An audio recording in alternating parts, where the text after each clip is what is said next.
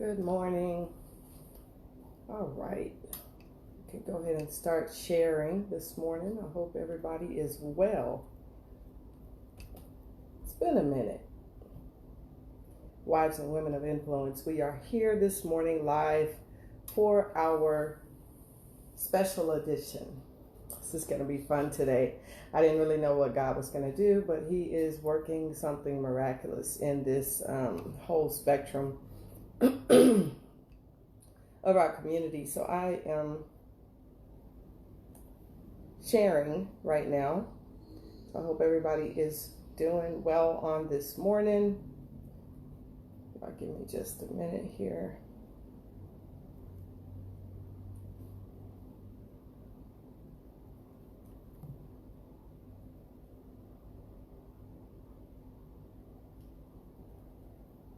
Y'all come on in.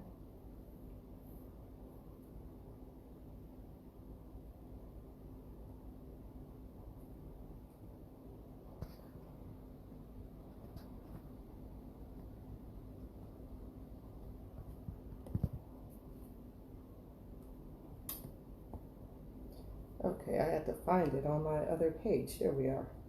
All right. So if you don't mind, if you'll go ahead and share this video for me on this morning, we're going to start. It's 10 o'clock, and this is the time that we are scheduled to be on live. We are Wives and Women of Influence. The weight of a woman in the year 2020 is what God gave me to deal with on this year for our women. And we've been doing one interview a month for the women of different perspectives of life, different careers, some in ministry, others singers, just a vast array of women is what God has told me to approach. So on this morning, I had been struggling with something that I heard. And what I heard was talk about the athletic side of you. Talk about what it is to be an athlete, what it means to try out and how this can apply to life. You know, I had somebody ask me a question a few years ago, and I still remember that question. And they asked me, what is it that drives you? What is it that makes you who you are? And when I thought about it, I had to really search and say, you know, it was a lot to do with being an athlete. Tenacity. It doesn't go away. It's something that you are groomed to be, knowing that you are also in a place where you can give me 1 second. I'm sorry. I'm just trying to continue to share this. Hey, Bishop Tatum, how are you? Good to see you on the line this morning. If you'll share this video for me.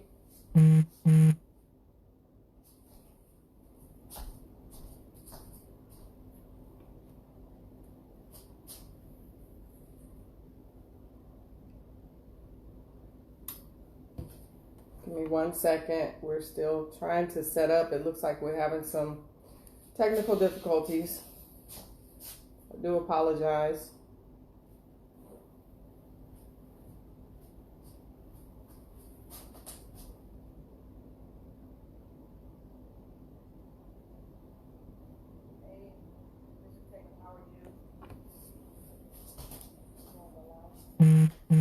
All right, so we got that done now. As I was saying, the athletic side of me is what I was given to do the vision for WWI for this month. And the timing of it, when we look at it, the kids are going back to school and we're in a new place where athletics is something that we don't even know for sure if it's going to take place because of COVID. So we're in a interesting situation, but yet this is something that was laid on my heart to do. So I'm going to follow through with the vision, okay? So if y'all don't mind, go ahead and share. I know that there are men in this group. I put a post up yesterday. I have a lot of brothers, y'all. And I mean, literally like legal brothers that I was birthed with. So men, there's something special that God gave me to help the men. And being the baby girl with 3 older brothers, it was really interesting growing up in a household with them. So I'm going to share that with you. I was the baby out of the 4 that were birthed between my mom and my dad. And I came along as 8 years younger than the youngest boy. So the story gets interesting as I grew up playing football in the hallway with my brother, and playing marbles and washing cars and hanging out under the auto hood trying to figure out, well, what is that and how do we do that, and watching them pour Coke on batteries and hitting alternators with tire wrenches and just all kind of stuff. That's just who I am, because that's who they trained me to be, and I thank God for it. I know how to put gas in my own car. I don't think if I'm stranded somewhere, it's not often. If there's not a way that I can figure out how to get out of that situation. So for that, I thank God for it, because it could have been so different. It could have been at a point where I really didn't understand and I didn't know how to do any of that, but they really taught me to be independent. And that's something that I like to share, because when we look at Girls with Game, and the crossover, for those of you who played sports, I was a basketball player. So the crossover is a dribble. And I was like, God, well, I'm not following you. And he said, well, the crossover is a dribble, but think about the crossover in life. So we're going to talk this morning about transitioning from being the girl to the woman, and what it means to actually find yourself in a place where you're looking at yourself maturing into the woman that you've been called to be, or the woman that you have been positioned to be, depending on your role in life.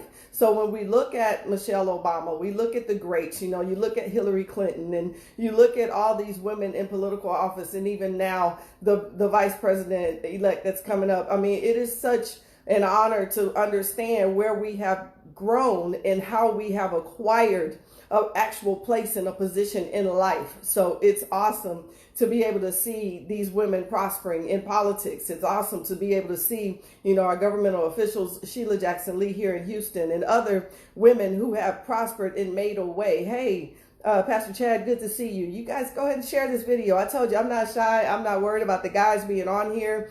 They need to understand their women. They need to understand their sisters and their nieces, and know why sometimes your aunt is wigging out, and why your mom may even be wigging out. So there is a purpose in me teaching this lesson and these types of interviews that are open to the public, because there's something that we can all learn. All right. So when we talk about my history, remember, I told you I was an athlete. So Girls with Game was the thing that he gave me. I'm sorry, my allergies and eyes are tearing up.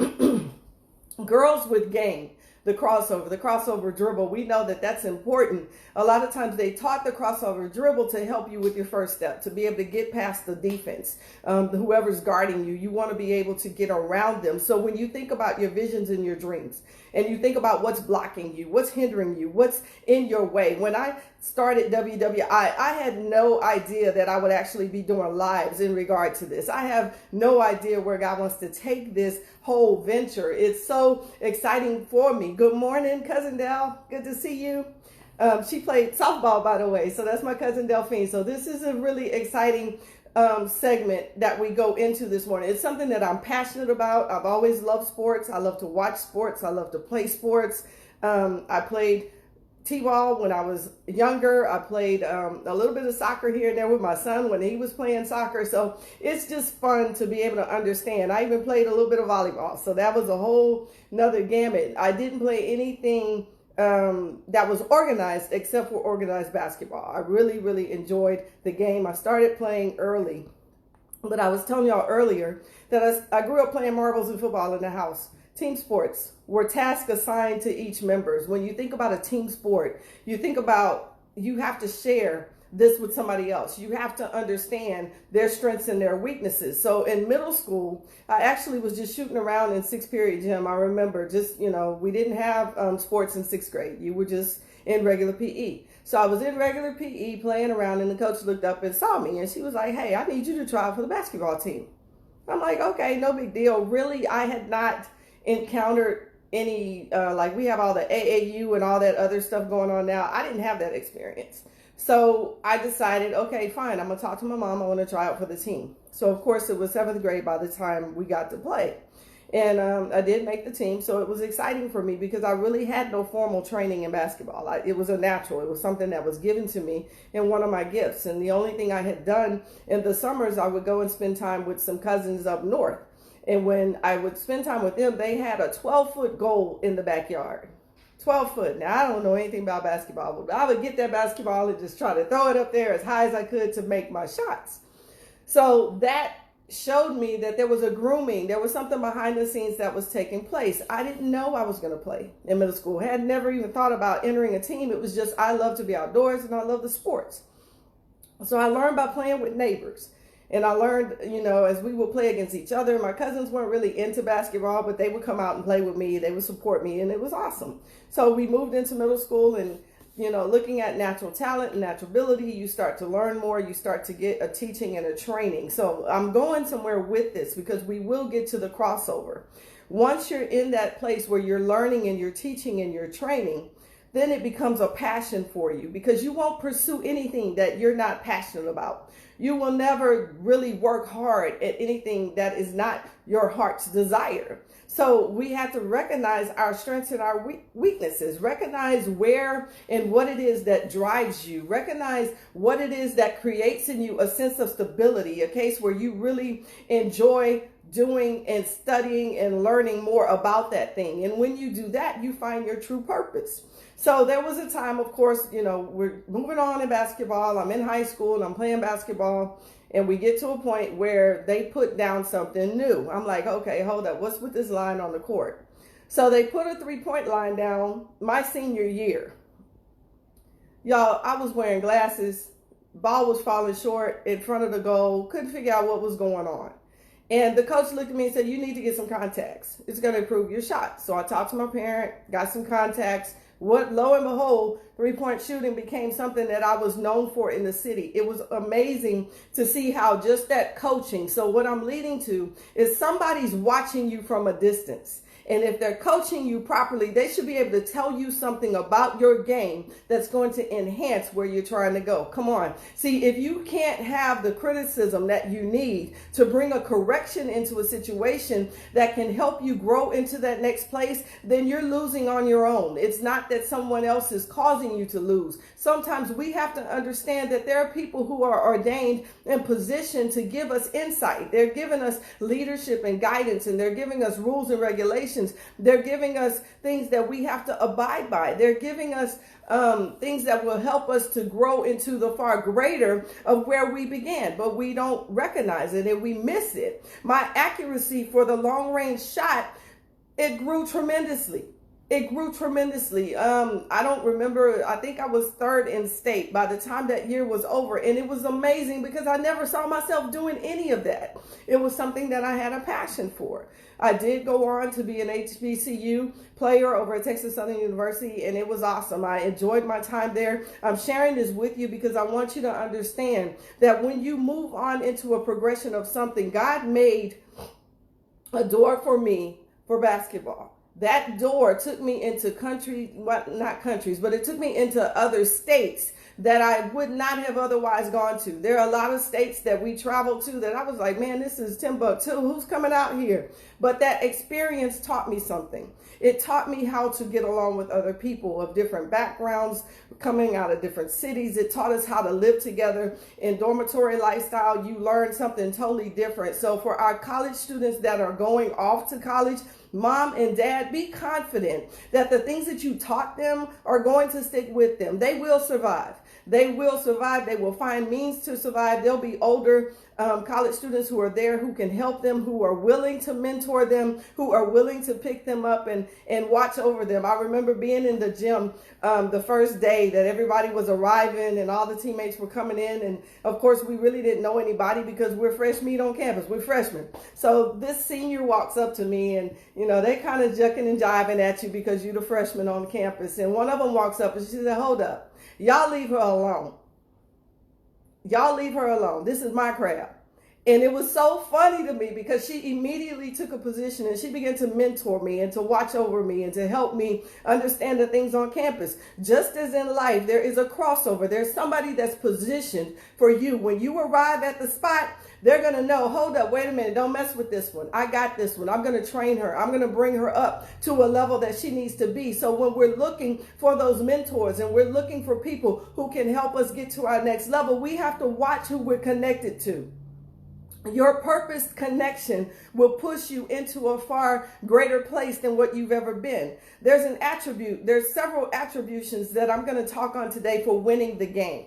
for winning the game. But first, we got to get to the continuation. See, we can't quit and we can't give up because all this adversity all of a sudden comes. All of the challenges will come. Trust me, you'll be tested in your money. You'll be tested in your look. You'll be tested in the avenues of the things that are coming for you. You won't understand why all the warfare and all the battle is coming to prevent you from moving forward into your purpose. When that happens, you have to understand that your purpose is just that. It has purpose. So the opposition comes to keep you from helping others to get to where they're going. The continuation is a drop step of a layup.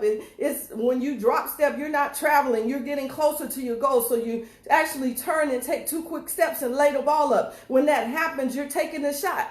If you don't have a continuation, meaning you started something, you stopped it, you never picked it up again, you said, this is not for me, I don't want to do it. Okay, fine. Let that dream and vision go. But I promise you, if it's in your heart to do it, you'll go right back to it and you'll begin to study with a different strategy. You'll begin to look at it from a perspective that, hey, I know good and well, this was what was meant for me to do. How do I need to come at it? Where is my attack going to be? What am I going to do to strategize, to put myself in a far better place? Hey, Elizabeth, I see you. Thank you this morning for joining. So we're looking at the attributions for winning the game.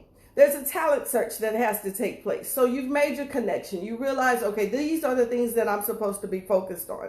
These are the things that I'm supposed to pull together for my purpose. So then the talent search begins. Hey, good morning, Geneva. It's like, who am I looking for? Who's going to help me build this team? Who has like dreams and visions? Who is it that sees us in a far greater place than what we're in? So you start searching for those people who have come to push you, who have come to help you and to enhance you. And with that, you begin to recruit.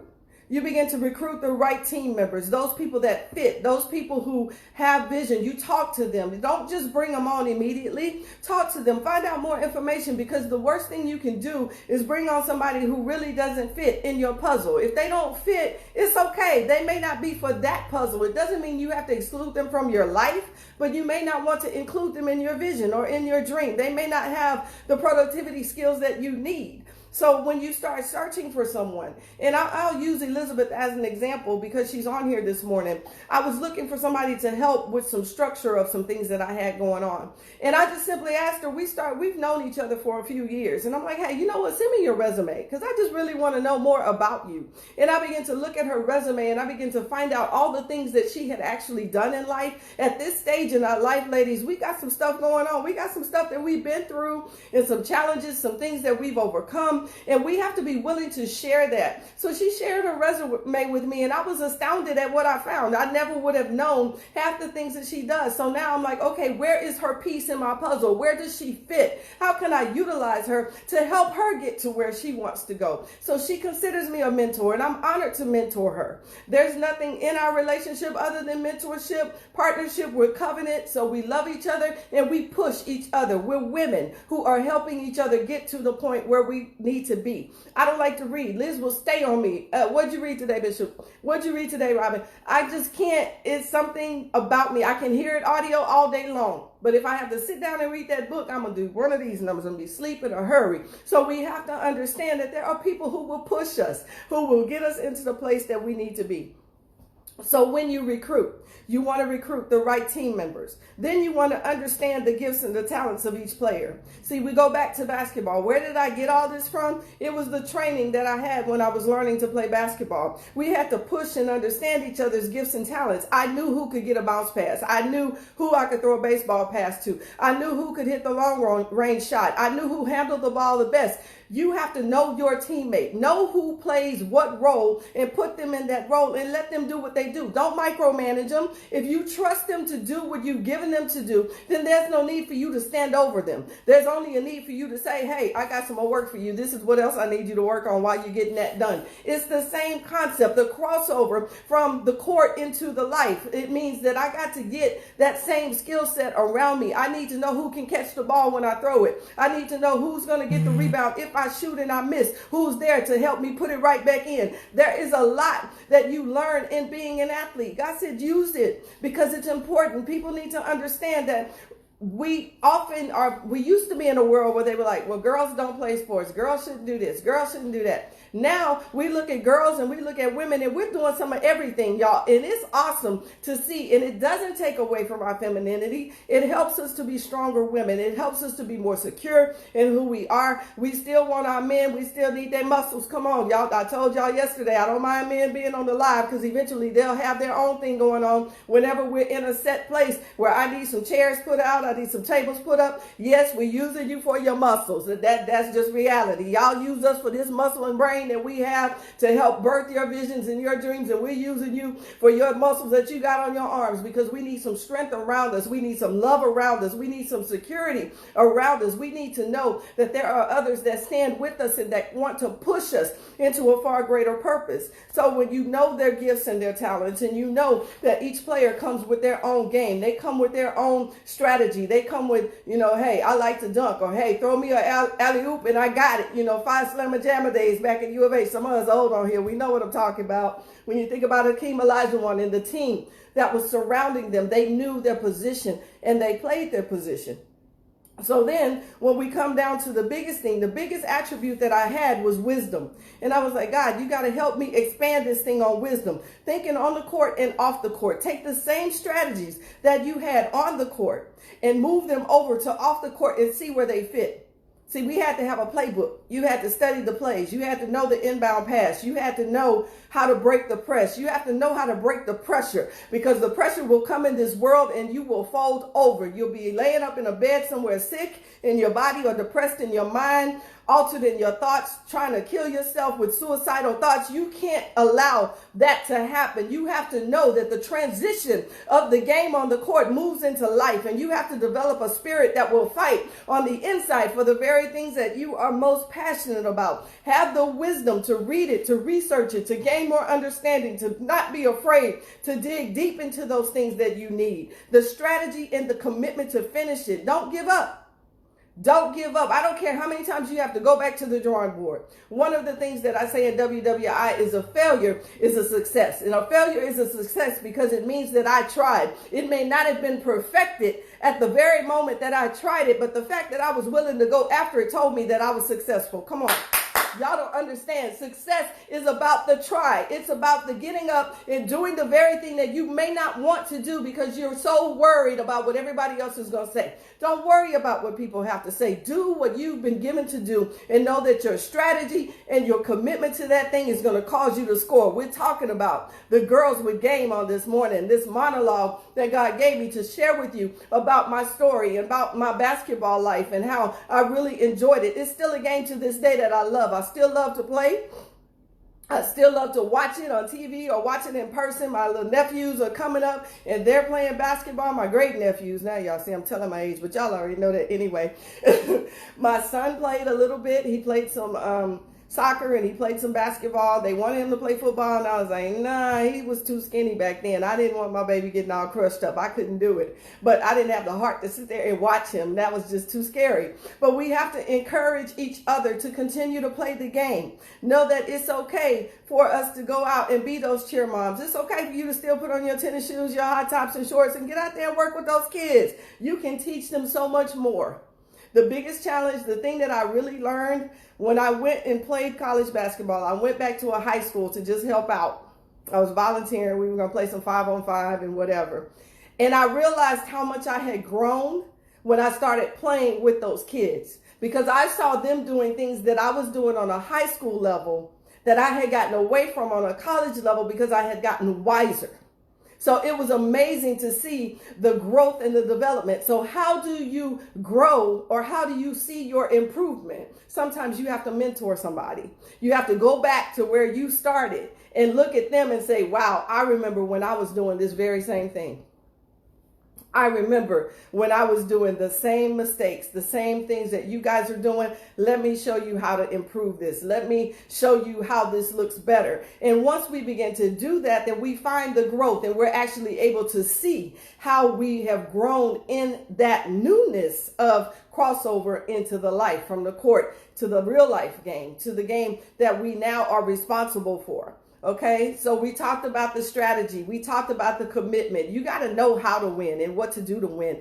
Build your team. Build people around you. Geneva Henderson is on here. She just helped me with a major project that I was trying to push. I didn't want to do it. I didn't want to do the research behind it. I'm a person. Give me the idea and I give you the idea and you research and do all that stuff for me if that's what you do. I'm not a paperwork person. So I give it to other folks and tell them, hey, help me with this because I just don't want to research it. I don't feel like doing all that. Tell me what I need to know and give it back to me so I can go ahead and do it. There are people around you who are helping you. Geneva's a teammate now. Elizabeth is a teammate. There are people that I call on to help me to do the things that I need to get done. So when we look at the skills, and that's what we're talking about now. We're looking at the skills. So I was a three-point shooter. I was scoring in the long haul. I was bringing in the points that needed to be put on the board for the three-point shooter. I was known for that in high school. College was a whole nother game, y'all. You got to go with whatever the coach wants you to do. So when I got to the college, I had to be in a different position. I had to play a forward, whereas I had been playing a guard all this time. So I'm playing a small forward, still on the wing, still able to shoot the three, but it was an adjustment for me because I had never really played with my back to the basket. So there were times when I would have to play with my back to the basket. I was used to coming off the pick and taking the shot. That was who I was. So I'm like, okay, coach, hold up. You recruited me for three-point shooting. Why am I playing this role? Because other positions on other people on the team may have been better at the position that I was at. He put me in a different role, but he still knew that there was a skill and there was an asset that I had for the team. Your role may change depending on whose team you're on, but you have to be adaptable to go back and research that role and say, okay, I'm in a new role. I've never really done this before. How can I perfect it? That summer season, I spent all summer playing with men.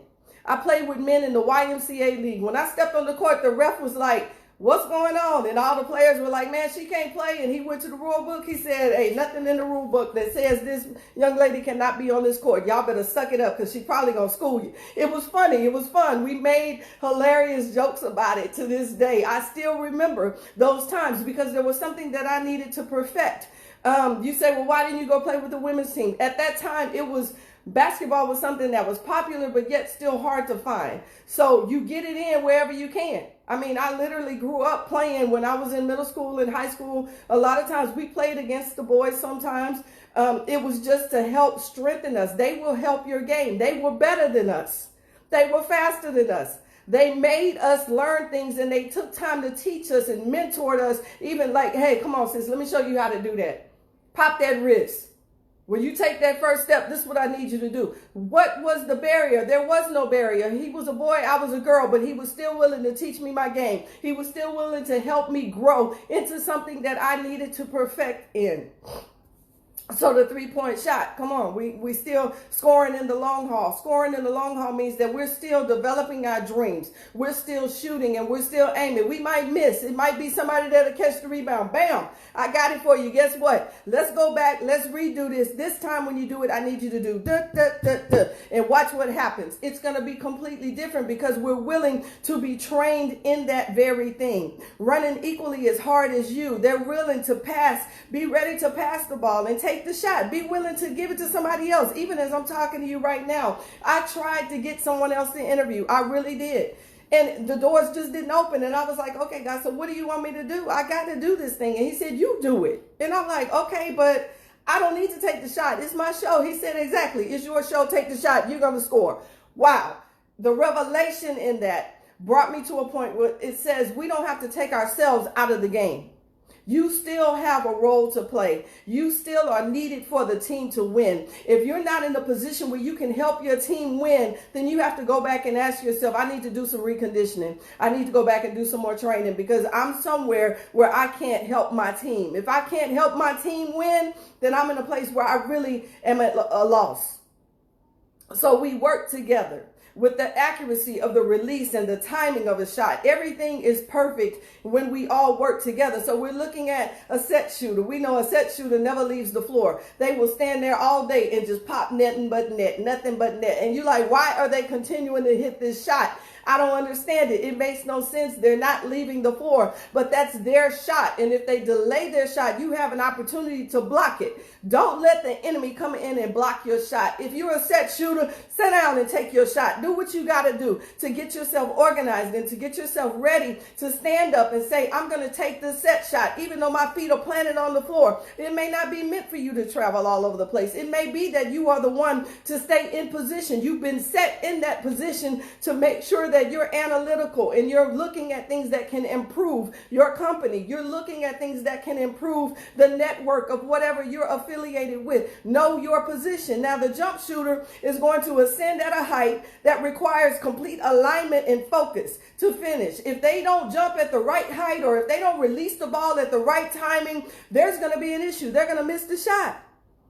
But yet somebody's there to get the rebound. The fact that they were able to elevate into a place where they could take the shot, ability to see the team as a whole. They may jump up thinking they're going to shoot the ball and look under the basket and there's somebody there to make the layup. That's a much better shot. That's a higher percentage, right? So give the ball to the person who can take the higher percentage shot and let them run with it. Let them do whatever it is that they do. We are developing teams. We are developing girls with game. Yeah, we were girls at one time, but now we're women and we're transitioning in the crossover. We're moving into a place where womanhood is important. I can't be solo. I need your help. Come on, I need you to help me to understand where I'm supposed to be. Don't be jealous. Don't hate. Let's work together. If you don't come with a spirit of jealousy and envy, we can make this whole world turn. I'm looking at the women that are prospering. I'm looking at the women who are building the hierarchy in their own minds and in their families. They're leaving legacies. They're leaving a lineage to those people who are behind that want to be a part of whatever it is you're building. It's pushing me.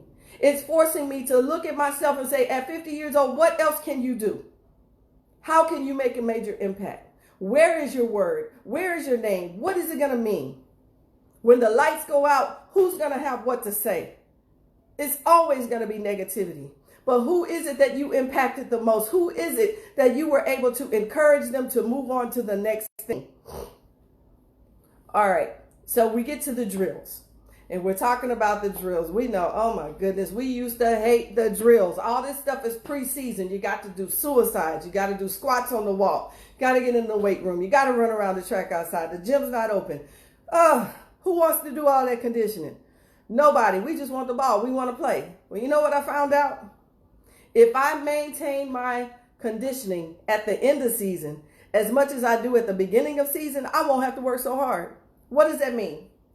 What does that mean? That actually means you develop a routine that keeps you in a place of training. It keeps you in a place of renewing and refreshing, staying up to date on the things that concern you, the things that you are assigned to do. When you look at that from that perspective, who wants to do all that hard training year after year after year after year? No, at some point you got to get wise. I remember sitting home in the summers. And then I found myself working out in the summers. I was like, no, I can't sit at home. I love the summertime. It's great, but I need to be in this gym because when we start this back up, it's going to be more hard on my body if I don't do it. So maintenance and strengthening, designing, implementing, always willing to do whatever it is to get me to the next level. Always willing to stay committed to know that you can be in the best shape of your life because you're coming from Girls with Game over into the crossover. You're moving over into a newness in life. You're moving over into a career. I don't care if you're coaching. You know, it used to be funny, y'all, but now that I'm there, you remember being in school in PE and the coach got you running and they just got you running and running and running and doing all these weights and they sitting over there with the book like this. Check, check and roll, making sure you're doing what you're supposed to do. Y'all will catch it. You know, they got the season help. They got the, yeah, it's a little bit of extra weight around the belly and they not running. No, they're not running with you. No, they're not taking shots with you. They're smart. They're coaching. They're on the other side. But yet the discipline that it takes for me to give you the instruction, I've learned this, is equally as important for me to work out too.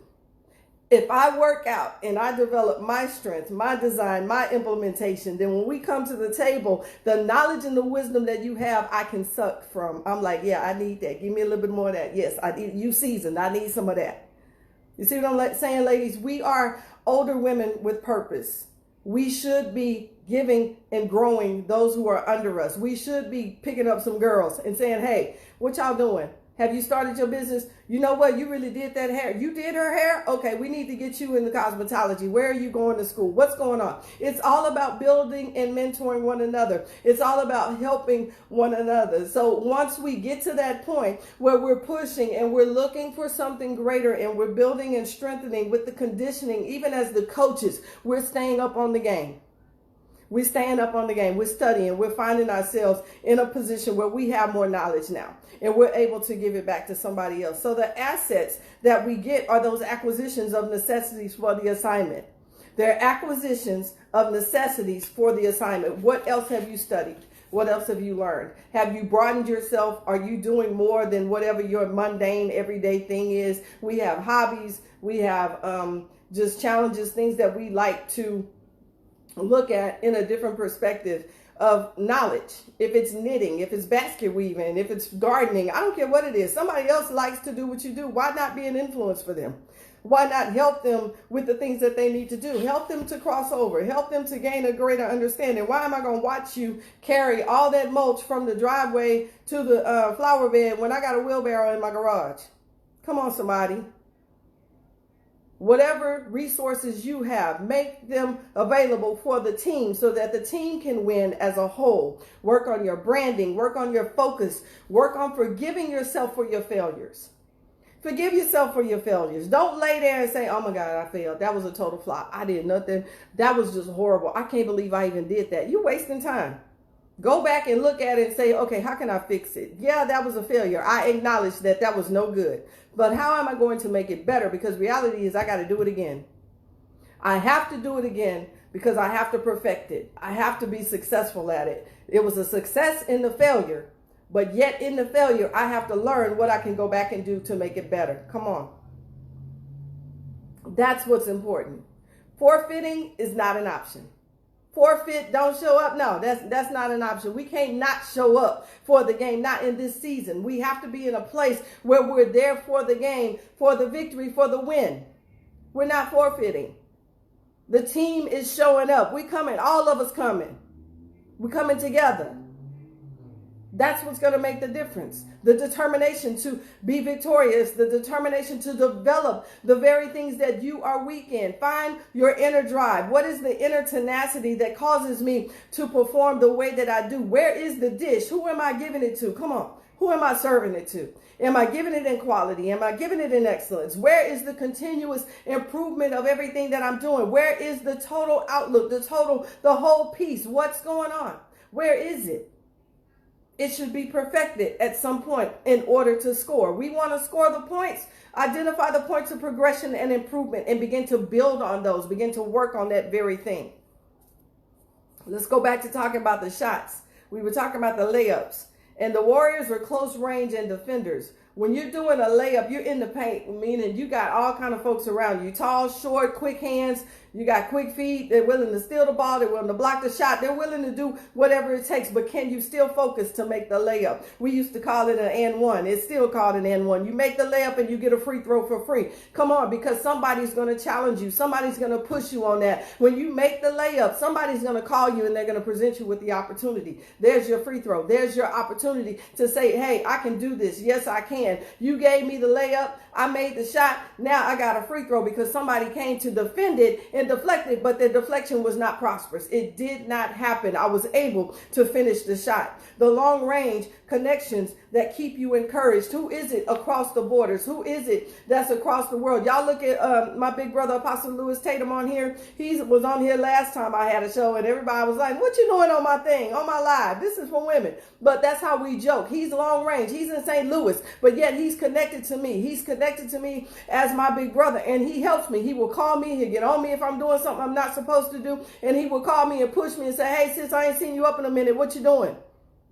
We go back and forth. We talk noise in the inbox because that's who we are. That's what we do. But yet we encourage one another. The short jumper will block for you even as they score.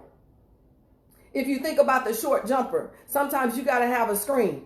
Somebody's blocking for you. Somebody's in between you and the defender so that you can score. Who's your intercessor? Who's praying for you and walking with your vision? Who is the one that's willing to stand in front of you and say, I got you. Don't worry about it. I need you to go focus. I got everything that's going on in front of you. Any dart that's coming this way, I got it. I'm going to catch it, and it's not going to prosper. It will not happen in your space because I am standing with you. I'm standing in front of you. In ministry, we call it the armor bearer. The armor bearer is the one in front. They got to take all the heat. Because the truth is they're trying to knock you off your game. But I'm going to stand right here with you, and I'm going to set this screen, and you better make the shot. Come on. That's what I'm talking about. We have to be willing to help each other. Now, will it be an all net? The accuracy of delivery is assured product. The accuracy of your delivery, meaning that I can count on you to pull the job. I know I can count on you to get it done. Tells me that you're going to shoot an all net. I ain't got to worry about no rebound. Ain't nothing coming. Y'all better get the cotton out your eyes. Come on, see, that's what we did. We talked game back then. You talked noise. Oh, did you get the cotton? Did the cotton get you in your eyes? I'm sorry. Get that ball out the net and give it back to me because we playing make it take it, right? Okay, so that's what we're talking about. When the screen is set, know that that person has you. They are in it for you to be successful. They're blocking. The all net product is a winning record in success. It's a winning record in success. Then we get to the dunk. All right, now I'm going to be all truth with this one. Back in the day, when they were dunking and throwing alley-oops, all of that was exciting. And then it got to a point where the NBA had transitioned to a place where all they were doing was dunking and alley-ooping. And I got bored, y'all. I'm going to be honest. I got bored because I was like, okay, where is the fundamentals of basketball? Where is the pass? Where is the pass on the bounce pass, the dribble or the give and go? Where is the fundamental part of basketball? The dunk is beautiful. Yeah, you ran the court, you got ahead of everybody else and you dunked the ball. Woo, excited. But I like to see a game. I like to see competition. I like to see defense being played. I like to see the one-on-one. I like to see the zone set up. I like to see them take the long range shot or get the ball on the inside and turn and he doesn't have a shot, but he find a man in the corner who just drills it. That's basketball. That's the whole, it's a team involvement. It wasn't just the dunk. It wasn't just the alley-oop. It was the entire game that made it better. So when you develop the entire game, when you realize that I got a squad around me who can take the long range shot, but I got some rebounders on the inside who's willing to put it back in. If we miss it, they got it. Y'all got to come on. We're building a team. We're talking about girls with game. See, we're women now, but we were once girls with game. We were once playing and didn't really understand how to play the game. But as we started to learn, and I'm not talking about the game in relationships. I'm talking about the game where we're trying to succeed in life. I'm talking about the game of life where we had a algebra test and we had to show up for it and we didn't understand it. We were open enough to say, I need some tutoring. I need some help. Are you willing to say, I need some tutoring. I need some help? Where can I change things without changing who I am? This is who I am. This is who I was created to be. I don't want to change this person because this is who I am. This is who God made me to be. In all my quirkiness, I might be corny and flaky to some people, but guess what? Somebody's going to like my laugh. Somebody's going to laugh with me. Somebody's going to like my little crazy jokes. The SWAC experiences, the travel, the understanding of what it means to be a part of a team that will take you places. The whole goal was to make the travel squad. You didn't want to stay home. You didn't want to sit back and say, you know what?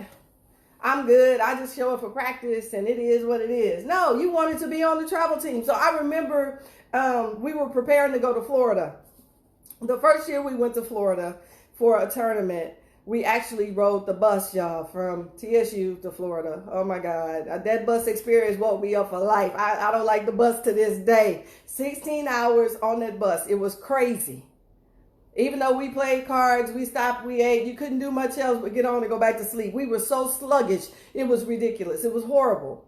But then we got to a point the following year, coach says, hey, we flying this year. We're going back to Florida, but you got to make the travel squad. You got to make the travel team.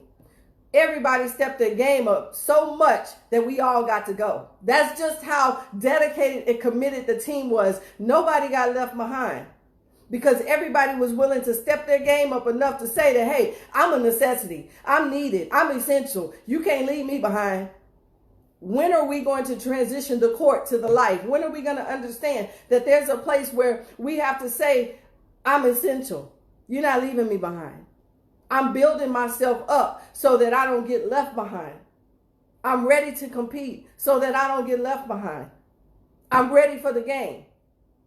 We have to understand that there's a transition that takes place in the maturity of who we become and the maturity of the things that we do and how we demonstrate it, how we carry ourselves, how we move throughout the earth realm determines on the following. It's not going to be perfect. Everybody's not going to like you, and that's okay. You are assigned to a certain number of people. The people that you are assigned to will come into your path and they will remain. They will be there to push you. They will be there to encourage you. They will be there to stand with you. They will be there to help you up if you fall. They're looking for you. But if you won't take the shot, if you won't take the time to take the drive, to go in and lay it up and take the risk of getting hit, you might get knocked out.